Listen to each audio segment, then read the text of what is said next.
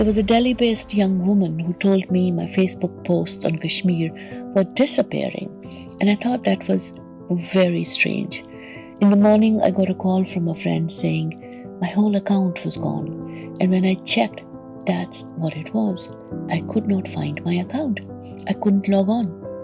Facebook refused to identify which particular post had violated their guidelines. They told me there were no appeals available and it was their final decision to permanently disable my account. Huma Dar is one of countless people who found their social media accounts disabled soon after posting content relating to the Kashmiri liberation movement. Since the introduction of social media to Kashmir, users have reported experiencing censorship online. The silencing of Kashmiri voices has intensified since August 5, 2019, when the government of India, in a frightening display of legal acrobatics, revoked Kashmir's autonomous status, placing the territory under the direct control of the central government in Delhi. Soon afterwards, the people of Kashmir were returned to a pre-internet era, with the Indian government cutting off access to the web for hundreds of days in what has been dubbed the world's largest internet shutdown. But Kashmiris have experienced blackouts before and continue to do so today, with access to the web in the region remaining severely restricted. Against this backdrop, the complicity of social media corporations in censoring Kashmiri users is particularly alarming. In our new report, we examine how and possibly why media corporations enable the silence on Kashmir. Facebook and Twitter algorithms consistently demote content sympathetic to the Kashmiri movement for self-determination by decreasing the visibility of posts about Kashmir, restricting their reach, and manipulating search results. Posts that call for a free Kashmir are particularly suppressed. This isn't too surprising. After all, some of those who sit atop these multi-billion-dollar corporations support the ethno-nationalist BJP government.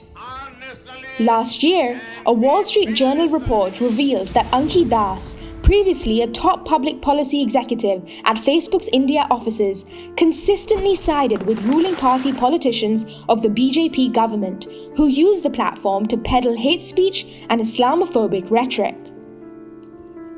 The silencing of Kashmir is not ad hoc or random.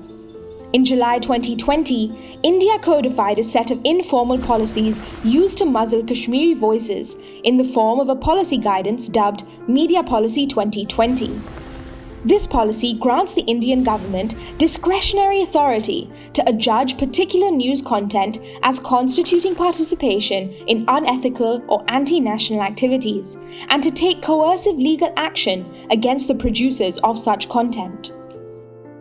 The Information Technology Act 2021 went even further by requiring social media platforms to themselves remove such content within 36 hours of government notification. Stand with Kashmir has also fallen victim to this mass censorship of Kashmiri voices. In September 2019, our Facebook account was blocked from sharing links.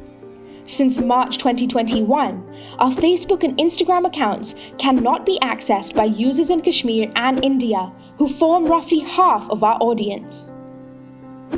We urgently call upon social media corporations to immediately reinstate all content removed and accounts suspended in violation of international norms of freedom of expression, and make publicly available detailed information on content or removal requests, in addition to undertaking a number of other actions endorsed in our organizational statement.